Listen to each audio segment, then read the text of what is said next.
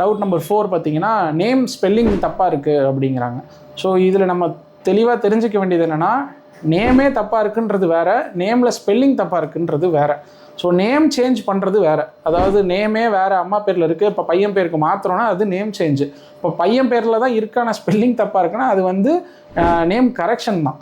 So name கரெக்ஷனுக்கு வந்து நீங்கள் மறுபடியும் புதுசாக எல்லா ஒரு டாக்குமெண்ட்ஸும் சப்மிட் பண்ணி ஆன்லைனில் நேம் சேஞ்சுக்கு போய் அப்ளை பண்ணி ஒரு பெரிய ப்ராசஸ் இன்க்ளூட் பண்ணி அதுக்கான சார்ஜஸ் கொடுத்து பண்ணணுன்ற அவசியம் கிடையாது. ஸோ இபிலேயே யாராவது அப்படி சொன்னாலும் தெளிவாக சொல்லுங்கள், சார் இபி மீட்ரு ஆல்ரெடி என் பேரில் தான் இருக்குது, நேமை வந்து நான் சேஞ்ச் பண்ண விரும்பலை, நேமில் ஸ்பெல்லிங் தப்பாக என்ட்ரு பண்ணியிருக்கீங்க, கரெக்ஷன் தான் பண்ணணும் அப்படின்றத நீங்கள் சொல்லலாம். அதுக்கு நீங்கள் என்ன கொடுக்க வேணும்னா, ப்ரூஃபாக உங்களோட ஆதார் டீட்டெயில்ஸ் தரலாம், அது வீட்டு வரி ரசீது, இல்லைனா வந்து சேல்ஸ் டீட் டாக்குமெண்ட் கொடுக்கலாம், அப்புறம் ஒரு லெட்டரு. ஸோ இந்த மாதிரி 2AE போட்டுட்டு இந்த மாதிரி நேம் வந்து ஸ்பெல்லிங் மட்டும் தப்பாக இருக்குது, இந்த ஸ்பெல்லிங்க்கு பதிலாக இந்த ஸ்பெல்லிங் மாற்றுங்கன்னு சொல்லிட்டு நேம் ஸ்பெல்லிங் நீங்கள் அழகாக சேஞ்ச் பண்ணிக்கலாம்.